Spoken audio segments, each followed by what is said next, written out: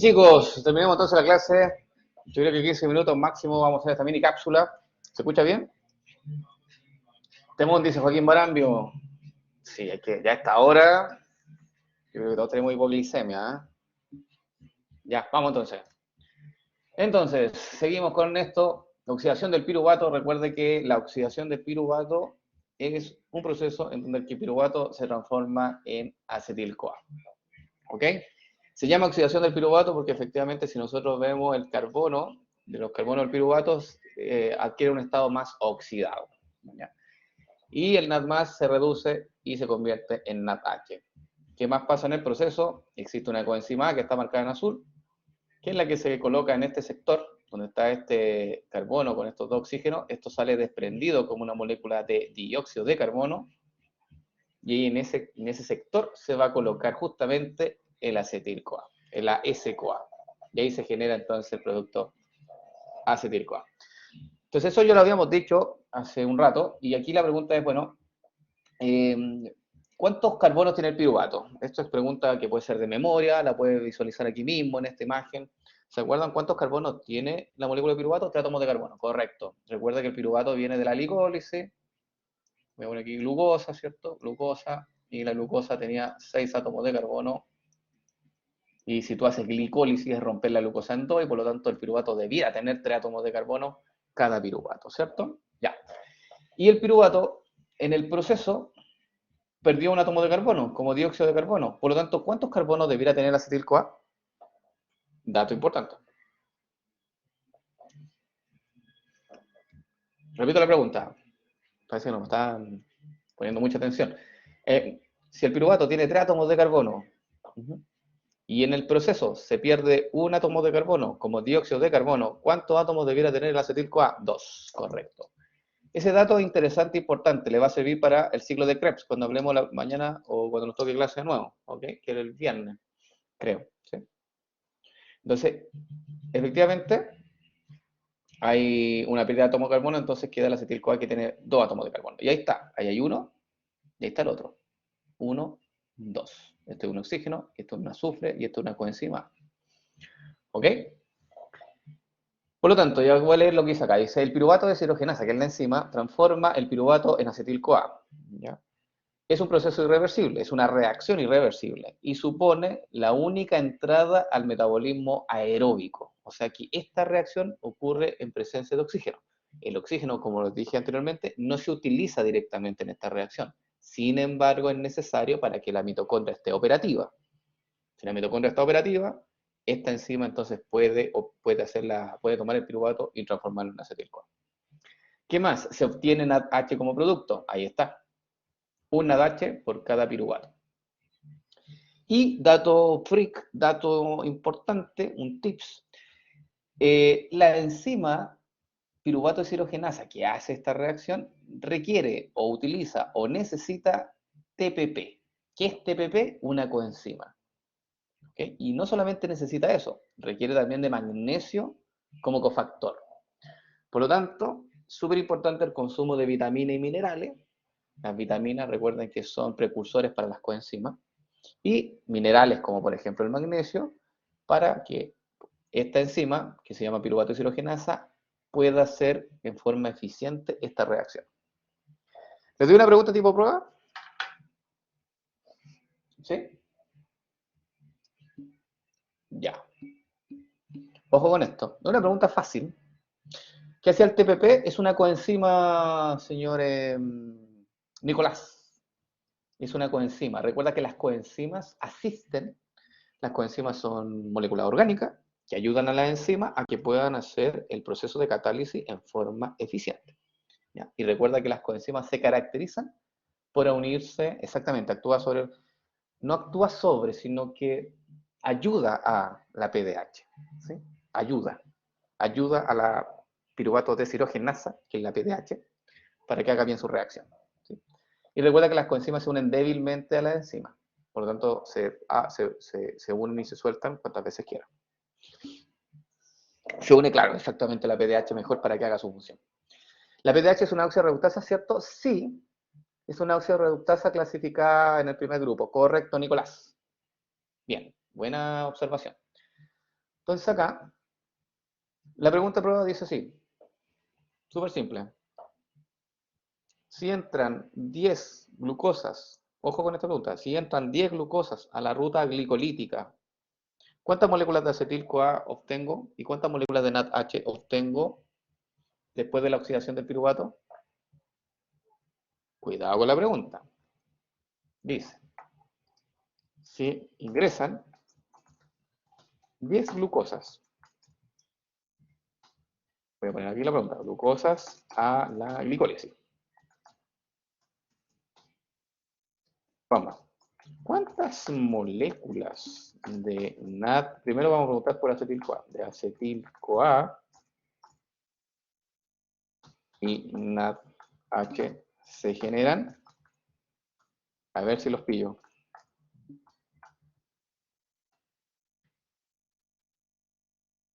Ya. ¿Quién me contesta? A ver. Contestemos primero los acetil-CoA, que es más fácil. Y así ingresan 10 glucosas. Acá, 10 glucosas, voy a obtener 20 piruvatos, ¿cierto? Y 20 piruvatos cada piruvato se convierte en un acetil-CoA, por lo tanto voy a tener 20. Van a conservar la relación y por lo tanto voy a tener 20 acetil-CoA. ¿Todos de acuerdo? ¿Sí o no? ¿Sí? Gonzalo, ¿estás de acuerdo? Como pusiste 18, ¿sí? ¿Estás de acuerdo? ¿Sí? Ya. Esa era como ya la fácil. Entonces tenemos 20 acetil-CoA, porque ya dijimos, cada glucosa produce 2 piruvatos, y 2 piruvatos va a generar 2 acetil-CoA, y por lo tanto si ponemos 10 glucosas serían 20 piruvatos, y esos 20 piruvatos, 20 acetil-CoA. ¿Bien? ¿Y en los NADH, cuántos? Aquí los pillé. Se generan en total, lo voy a poner ahí en la pregunta. ¿20? No, no es 20. No es. ¿Saben por qué no es 20, Joaquín?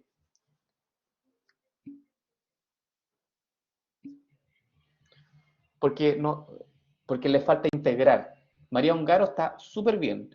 Uno por cada piruvato no era. Sí, correcto. Pero yo te estoy preguntando NADH en total. ¿La glicólisis produce NADH?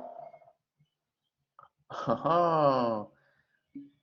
Sí, pues sí genera NADH la glicólisis. ¿Cuántos NADH genera por cada glucosa? Entonces, lo que pasa ahí, estimado, es que a usted le faltó sumar los NADH de la glicólisis. Don Neto, correcto, Nicolás. Ahora haga la aritmética. Si tengo 10 glucosas ingresando a glicólisis, ¿cuántos NADH voy a tener? Si son 2 por cada glucosa, voy a tener 20. Y acá voy a tener 20 piruvatos, los que van a generar 20 NADH acá. Por lo tanto, si yo sumo 20 más 20, ¿cuánto me da? 40 NADH. Esa es típica pregunta de prueba, en donde al estudiante se le hace pensar, y aquí dice, ¿cuántas moléculas de acetilcoainasa se generan en total? No circunscribirse a una pura reacción, circunscribirse al proceso completo. Si te están preguntando que ingrese una glucosa, debería estar considerando también ese proceso de glicólisis. ¿Se entendió? ¿Sí? ¿Sí? Nicolás, ¿entendiste? Pues Joaquín también, que Nicolás me puso 30, entonces yo no sé si... Y Joaquín me puso 22 nadache, no sé si se quedó claro. ¿Sumo mal? Ah, ya, perfecto. Araceli Hinojosa dice, no me quedó claro. Eh, ya, voy a anotar acá. Glicólisis genera 2 nadache, 2 nadache. ¿Sí? O sea, que significa que una glucosa, una G, una glucosa que entra en glicólisis genera 2 nadache. ¿Ok? Por lo tanto, si entran 10 glucosas en la glicólisis, ¿cuántos nadache serían? Serían 20, ¿no? Si entran 10 glucosas, no una, sino 10, ahí voy a poner el número 10. Ahí. Si entran 10 glucosas a la célula, como cada glucosa produce 2 NADH, serían 20 NADH. Hice la multiplicación, 10 por 2, 20. ¿Vamos bien ahí? ¿Sí? Y además, la glicólisis genera, por cada glucosa genera 2 piruvatos. Piruvatos. Pero como están ingresando 10 glucosas, Eso implica entonces que van a haber 20 piruvatos. Y si cada piruvato después se oxida, por oxidación del piruvato, cada piruvato, como está aquí, genera un nadache por estequiometría. Por lo tanto, si son 20 piruvatos, ¿cuántos nadaches se van a generar? 20 nadaches. Y ahí simplemente sumas. Los 20 nadaches de acá, más estos 20 nadaches acá, te va a dar entonces los 40 nadaches totales que se generan. Ya. Dice, entiendo que sean 20 por 10 glucosas. Ya, pero ahí ahora se le quedó más claro. A María Ongaro dice, profe, me perdí con la relación que se establece entre glucosa y acetil-CoA. ¿Es 1:2? Sí, correcto. Es una glucosa genera 2 acetil-CoA. ¿Por qué? Porque una glucosa genera 2 piruvatos. ¿Ok? Y cada piruvato genera un acetil-CoA. Por lo tanto, la relación acá, 2 piruvatos, 2 acetil-CoA. Entonces, claro, voy a hacer la relación así. Una glucosa genera 2 acetil-CoA. Sí, también está bien hecho ese análisis. Gonzalo dice, y el otro NADH estaba en la reacción 6-glicerato-3-fosfato deshidrogenasa, lo busqué en el esquema. Sí, correcto. Ahí se generan los NADH en esa reacción. Pero como se generan 2 gliceraldehídos, bien Gonzalo, son 2 NADH. Recuerda que cada glucosa cuando se va oxidando genera dos moléculas de gliceraldehído. Y por eso son 2 NADH. Profe, su grafiti está fino. Perdón, ya. Ahí le tiré una pregunta de prueba, una típica pregunta de prueba que puede salir y que es de análisis. O sea, no es de análisis, es de comprensión. Se dan cuenta, tienen que saber los tipos de productos que genera cada ruta y hacer la aritmética y no equivocarse. No, nada más que eso. Ok, vamos entonces con la regulación de la oxidación del piruvato. Muy simple. El piruvato, cuando pasa a acetil-CoA, recuerde que lo hace la enzima piruvato deshidrogenasa. Ahí está el nombre de la enzima. ¿Quién inhibe esta enzima? Altos niveles de acetil-CoA y altos niveles de NADH. Si una célula tiene altos niveles de NADH en su interior y tiene altos niveles de acetil-CoA, eso se unen alostéricamente a la enzima y la enzima se inhibe.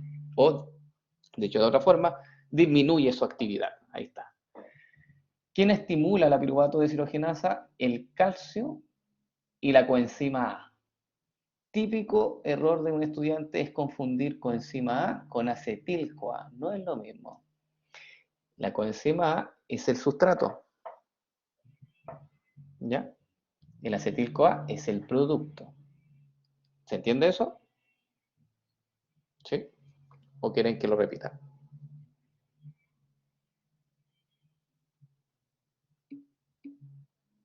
¿Se entiende? ¿No entendí si me hay un caro? Mira. Aquí está. Esta es la coenzima A. Aquí puse en un círculo. Esa es la coenzima A. Y esa coenzima A, voy a poner aquí el nombre de la enzima, que es LDH, perdón, PDH, ahí sí, que es la piruvato deshidrogenasa, ese es el nombre de la enzima, que hace esta reacción, ahí lo puse en grande. Esta enzima, y voy a ponerlo en verde, se estimula por altos niveles de coenzima A. Eso es lo que estaba diciendo. Entonces la coenzima A funciona tanto como regulador positivo como sustrato. Actúa de las dos formas, tiene como una participación dual. ¿Ya? Por una parte se une a un regulador, se une a una región o sitio alostérico de la enzima, estimulando su reacción, y por otra parte también se une al sitio activo para servir como sustrato. ¿Ok? Y el que inhibe a la PDH, y por eso le dije no confundir, que lo voy a dejar en rojo, es el acetil-CoA, el que puse acá abajo. Este se une a la enzima y la inhibe. Entonces, el producto inhibe la enzima alostéricamente, pero el sustrato estimula la enzima alostéricamente. Eso es lo que le mostraba la diapositiva que habíamos visto. Juan Gallegos dice, profe, entonces se inhibe por la presencia de sus productos, más que por la presencia, es por el aumento del producto. ¿Ya? No solamente la presencia, sino que la cantidad es importante. ¿Ya? Y se activa por la presencia de los reactantes. Lo mismo, se activa por el aumento de, no sé si reactante, Juan, Porque si tú lo colocas así de amplio, yo te podría decir entonces el NADMAS también es un regulador, ¿o no? Entonces, porque es un reactante también. Entonces ahí cuidado. ¿Ok? Nicolás Álvaro dice, piruvato es lo mismo que acetil que a... Piruvato es lo mismo que a... No, pues no es lo mismo, Nicolás. Piruvato es una molécula de tetraátomo de carbono con estos oxígenos. Esto es piruvato. La coenzima es una coenzima. Ni siquiera es un grupo orgánico grande, pero no son totalmente distintos. ¿Sí? Son sustratos, este es un sustrato, este es el otro sustrato, que se juntan, se unen y se genera entonces la acetil-CoA, que es un producto. ¿Ya? ¿Vamos bien? ¿Sí? ¿Sí? ¿No? ¿No? ¿Sí? Cuéntenme. ¿Sí? Ya. Entonces, nuevamente recalco, la piruvato deshidrogenasa se inhibe por acetil-CoA, alto nivel de acetil-CoA, que es el producto, inhiben a la enzima, y el NADH, que es un producto, también inhibe a la enzima. Mientras que los activadores son el calcio, el calcio está presente en la célula, todas las células tienen calcio, solo que los niveles de calcio pueden variar. Y el calcio estimula entonces la enzima, y el CoA, que es la coenzima, que es uno de los sustratos, que también estimula la enzima. ¿Ok? ¿Preguntas hasta acá? Vamos con la siguiente, nos queda poquito. ¿No? ¿Ninguna pregunta? Súper. ¿Todo bien? Ya. Esto de acá no lo voy a leer por el simple hecho de que puede ser un poco complejo seguirlo. Me voy a ir directamente a la imagen. Esto de acá. Porque ahora vamos a ver el otro camino que puede tomar el piruvato, que se denomina fermentación. ¿La fermentación en qué condición ocurre? ¿En ausencia o en presencia de oxígeno? Díganme usted, la fermentación en ausencia de oxígeno. ¿Cómo se llama una célula cuando está en ausencia de oxígeno? ¿Cómo se llama esa condición? Anaeróbica, muy bien. Esa es la condición anaeróbica. Entonces, aquí se muestra un esquema muy simple, en donde toma la glucosa, ¿sí? La glucosa pasa por glicólisis. Recuerda que la glucosa a piruvato, esa ruta se llama glicólisis. Y nosotros sabemos que se obtienen 2 ATP neto. Y aquí está como la bifurcación del piruvato, que es, si hay oxígeno, me voy a la oxidación del piruvato y continúo con el proceso de respiración celular, o respiración aeróbica, como también se denomina, que genera aproximadamente 34 moléculas de ATP. Este es un dato. Más adelante vamos a ver cómo llegamos a este número. Más adelante me refiero a las próximas clases. ¿Ya? Pero para que tengan una idea, más o menos se pueden sintetizar 34 moléculas de ATP si el piruvato toma este camino. Pero si el piruvato toma el camino de la fermentación, que es sin oxígeno, ahí ustedes lo dijeron, en condiciones anaeróbicas, se puede producir fermentación tanto láctica como alcohólica, que depende del tipo celular que haga la fermentación. Y esta fermentación en sí no genera ATP, cero ATP. Esto, de aquí de piruvato a fermentación láctica o fermentación alcohólica, no produce cero ATP. ¿Ok? Entonces, en rendimiento, claramente, las condiciones aeróbicas generan mayor cantidad de ATP en una célula. Pero si tú dejas una célula en condiciones anaeróbicas, la cantidad de ATP que puedes generar en total es solamente la que aporta la glicólisis. Nada más. O sea, 2 ATP. Bastante poco. ¿Ok? Entonces ahí un dato interesante en rendimiento energético, en cuánto ATP puedo obtener si toma una u otra ruta metabólica. ¿Ok? O sea, las condiciones ahí son claves. Vamos entonces a ver la fermentación más en detalle. Aquí están los dos tipos de fermentación. La fermentación láctica y tenemos la fermentación alcohólica. ¿Ok? Quiero primero que ustedes nos enfoquemos en la fermentación láctica. ¿Dónde ocurre la fermentación láctica? ¿Tienen alguna idea? ¿O quién puede hacer fermentación láctica? Los músculos pueden hacer fermentación láctica. Perfecto. Voy a anotar aquí, músculos. ¿En qué condición sí? Los músculos no hacen siempre fermentación láctica, solamente en ciertas condiciones. Los músculos pueden hacer entonces fermentación. ¿Cuándo? Exactamente. Cuando está en condiciones anaeróbicas. O sea, cuando la persona está haciendo ejercicio. Ahí puede haber fermentación láctica. ¿Qué otro tipo, qué otro escenario o qué otra célula hace fermentación láctica? Preguntas de prueba, preguntas interesantes. ¿Qué otra célula de nuestro cuerpo, por ejemplo? Aparte de la célula muscular. Hay una célula de nuestro cuerpo que hace fermentación 24/7, hasta que se muere. Aproximadamente dura, no, los riñones no, aproximadamente dura como 180 días esa célula, después se muere. Pero esos 180 días que está viva, no sé si viva el término, el hígado no, si tú lo dejáis sin oxígeno al hígado. Bien, ¿se acuerdan de una noticia que pasó de una persona que tomó mucha Coca-Cola y se murió? ¿Se acuerdan de esa noticia? ¿Sí? Bueno, entonces, una explicación de por qué se murió es porque el hígado quedó sin oxígeno y eso le dio entonces una hipoxia y se murió, porque hubo una falla. El hígado necesita oxígeno para poder funcionar en perfectas condiciones. Exactamente, exactamente, Consuelo, los eritrocitos. ¿Por qué? Si me responde ya me saco el sombrero si me dicen así, ¿por qué los eritrocitos hacen fermentación láctica 24/7? Y uno dice, pero ¿cómo? Si el oxígeno, perdón, y uno dice, pero ¿cómo? Es que es raro si el eritrocito transporta oxígeno. ¿Por qué hace fermentación?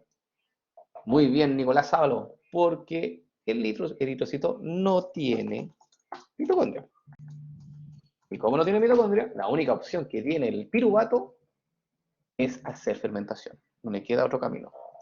Aquí ya no tiene opción. El eritrocito no tiene opción, entonces el piruvato. Se tiene que ir a fermentación láctica. Muy bien. ¿Qué otro tipo de organismo ustedes conocen que hacen ahora fermentación láctica? ¿Algún otro organismo? ¿Algo? Exactamente, Juan Gallegos. Pensé que me iba a responder Gonzalo. ¿Ya? ¿Y por qué digo esto? Las bacterias. Algunas bacterias efectivamente pueden hacer, y levaduras algunas, pocas, Andrés, pero sí, también algunas levaduras pueden hacer fermentación de tipo láctea. ¿Por qué yo digo, por qué pensé que Gonzalo? Porque las bacterias son súper importantes, por ejemplo, para fermentar lácteos, para generar lácteos, ¿ya? En el arte culinario. Entonces, efectivamente las bacterias son utilizadas como para la generación entonces de fermentación láctica, como los yogur, ¿cierto? Los quesos hacen fermentación láctica. Ya. Esta es la reacción de fermentación láctica, en donde el piruvato, mediante una enzima que se llama lactato deshidrogenasa, se convierte en lactato o ácido láctico. Es una sola reacción, es muy simple. ¿Qué es interesante esta reacción? Que el piruvato, que tiene 3 átomos de carbono, voy a poner aquí 3C, genera lactato que también sigue teniendo 3 átomos de carbono. O sea, no hay ninguna pérdida de carbono, no hay ninguna descarboxilación acá. Y el otro dato interesante es que esto, que el NADH se vuelve a NAD+. O sea, se regenera el NAD+. Ese es el término. Voy a anotarlo ahí. Regeneración del NAD+. Aquí viene mi pregunta. ¿Qué le está pasando al piruvato? ¿Se está oxidando o se está reduciendo? Cuéntenme. ¿Se reduce? Exactamente. El piruvato se está reduciendo porque inmediatamente usted dice, mira, el NADH se está oxidando. Conclusión, ergo, piruvato se está reduciendo. Bien, súper bien. Gonzalo dice, agua. Uy, no, ahí Gonzalo, ¿cómo agua? No caché. ¿Agua? ¿Dónde agua? ¿No? ¿Sí? ¿Sí no? Ah, no, ya, perfecto. Entonces, esta es la reacción de fermentación que ocurre en los músculos, en los eritrocitos y en las bacterias. ¿Ok? Entonces, el piruvato, mediante la enzima lactato deshidrogenasa, se convierte en láctico, o sea, en lactato o ácido láctico, y este lactato o ácido láctico se puede concentrar, por ejemplo, en los músculos, generando dolencias, ponte tú, y en los eritrocitos, el lactato se vierte al torrente sanguíneo, eh, para que el hígado pueda convertir este lactato en algún combustible que pueda ser utilizado para tu cuerpo. ¿Ya? Pero eso es otra cosa fisiológica y eso lo vamos a hablar después. Vamos con la fermentación alcohólica, que es lo último. Esto de acá, fermentación alcohólica. Pregunta, ¿por qué nosotros no podemos hacer fermentación alcohólica? En general, ¿ah? Porque el ser humano es digamos, es una especie que no podemos hacer fermentación alcohólica. ¿O usted cree que nosotros fermentamos alcohol? No sé, les pregunto. ¿Creen que fermentamos alcohol o no? ¿Alguna vez dice estoy fermentando alcohol? La verdad eso no es real, ¿cierto? ¿Por qué no hacemos fermentación alcohólica? A ver si alguien tiene una idea. Exactamente, no tenemos las enzimas para hacer fermentación alcohólica. ¿Y qué enzima no tenemos? Mira, aquí te tengo dos, piruvato descarboxilasa y alcohol deshidrogenasa. ¿Cuál de estas dos enzimas nosotros no tenemos? ¿Cuál creen ustedes? La segunda, esta. No es, esta sí la tenemos. La alcohol deshidrogenasa, de hecho la tenemos, estimado, porque esa nos ayuda, justamente esa está en altas concentraciones en el hígado. Cada vez que tú consumes alcohol, el alcohol deshidrogenasa desintoxifica ese alcohol. Así que esta sí la tenemos. La enzima que no tenemos es esta, la piruvato descarboxilasa. Esa nosotros no la expresamos. Y como no la expresamos, nunca podemos descarboxilar al piruvato. ¿Ya? Por lo tanto, no podemos hacer fermentación alcohólica. ¿Bien? Ok, entonces esa fermentación ocurre en dos pasos. Primera reacción, en donde utilizan la piruvato descarboxilasa, que hace un proceso de descarboxilación, es decir, que el piruvato que tenía 3 átomos de carbono, esa porción que estoy indicando con mi cursor se pierde y se libera como dióxido de carbono, quedando una molécula más pequeña que se denomina acetaldehído. ¿Cuántos carbonos debiera tener acetaldehído? 2 átomos de carbono, porque hubo una descarboxilación previa, ¿cierto? Recuerden que el piruvato tiene 3, se perdió un carbono, quedamos con 2. ¿Qué hace el acetaldehído posteriormente? Se une a la enzima alcohol deshidrogenasa y se convierte en etanol. Este etanol es el que está entonces concentrado en las bebidas alcohólicas que uno consume. ¿Ok? Y genera entonces todos los estragos posteriores. ¿Vamos bien, chicos? ¿Sí? Los microorganismos, sí, los microorganismos que pueden hacer fermentación de tipo alcohólicas, tenemos ahí las levaduras, en primer lugar, y también algunas bacterias. Y esto es súper interesante, que como a nivel médico se puede un poco poner en la palestra. Han visto casos, son muy raros, ¿sí? Que hay personas que si consumen carbohidratos fermentan alcohol. Es una enfermedad súper rara, pero ocurre. En países, en general en Chile no hay, pero en otros países sí existen esos casos. ¿Saben por qué ocurre ese fenómeno? Que hay personas que consumen un poco de carbohidratos y fermentan alcohol. Y resulta que quedan con, digamos, no pueden manejar, ¿cierto? Y andan ebrios, ¿cierto? Siempre que comen andan ebrios. Efectivamente. Y tiene que ver, exactamente, Gonzalo, tiene que ver por el tracto digestivo de esa persona, que muchas veces tienen algunas bacterias intestinales, que es parte de la flora intestinal, y que por algún motivo, razón o circunstancia, esas bacterias empiezan a fermentar justamente los carbohidratos que consume la persona.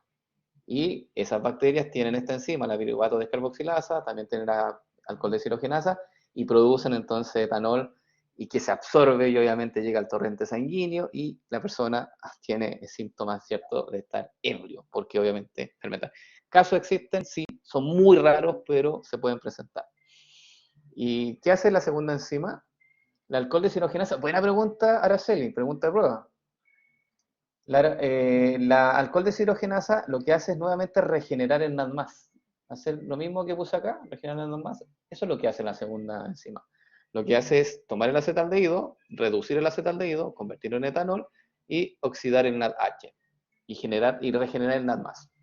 ¿Y por qué te digo que es una pregunta solemne? Porque este proceso de regeneración de NAD+, que puede ocurrir tanto en la fermentación láctica como en la fermentación alcohólica, es necesario que ocurra. ¿Quién me puede responder por qué? ¿Por qué esta regeneración del NAD+ es tan importante? Y eso, la respuesta está en la siguiente diapositiva. ¿Alguien sabe por qué la regeneración de NAD+ es muy importante que ocurra?